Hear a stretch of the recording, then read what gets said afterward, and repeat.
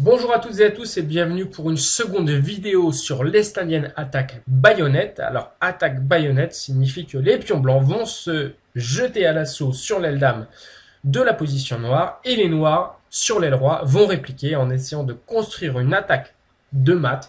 Lors de la première vidéo, nous avons vu une partie d'attaque exceptionnelle de la part de l'américain Hikaru Nakamura, qui est un joueur américain qui habite à Saint-Louis maintenant et qui donc sévit sur ICC presque tous les jours en blitz, qui a sans doute le meilleur elo en 3 minutes ou 1 minute.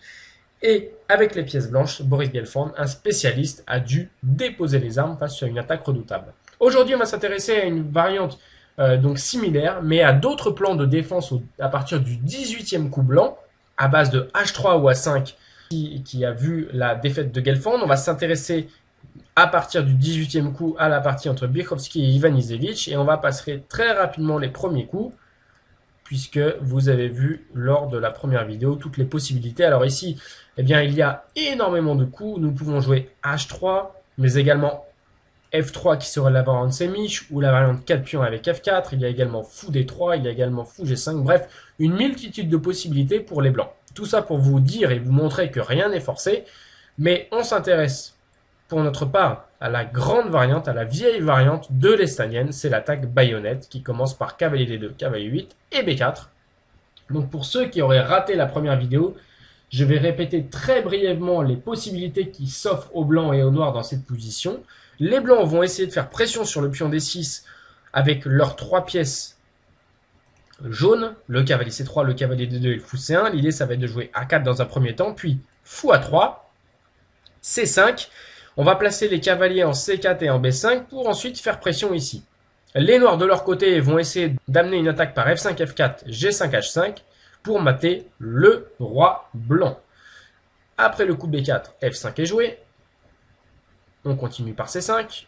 Cavalier F6. Ceux qui ont vu la première vidéo ont compris pourquoi il ne fallait pas prendre le pion E4.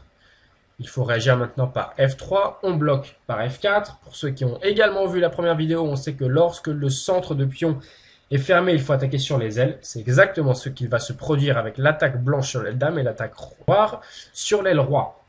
Cavalier C4, G5, A4, cavalier G6.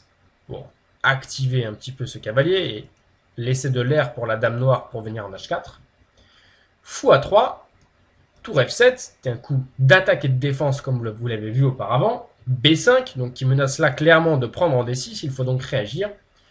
Et les noirs prennent en C5 pour gagner un tempo pour jouer H5, et donc se crée immédiatement une attaque à base de G4, puis de la dame en H4 et de G4 et G3.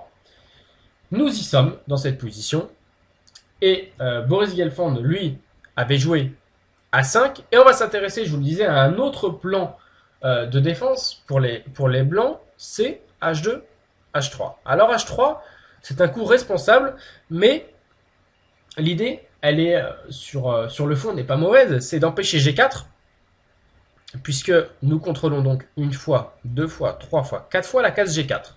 Le problème, c'est que le coup H3 eh bien, donne des cibles de sacrifice par fou prend H3. Donc sur un coup comme G4, on s'aperçoit que les blancs eh bien, peuvent prendre ce pion, et sur pion prend, jouer fou prend G4.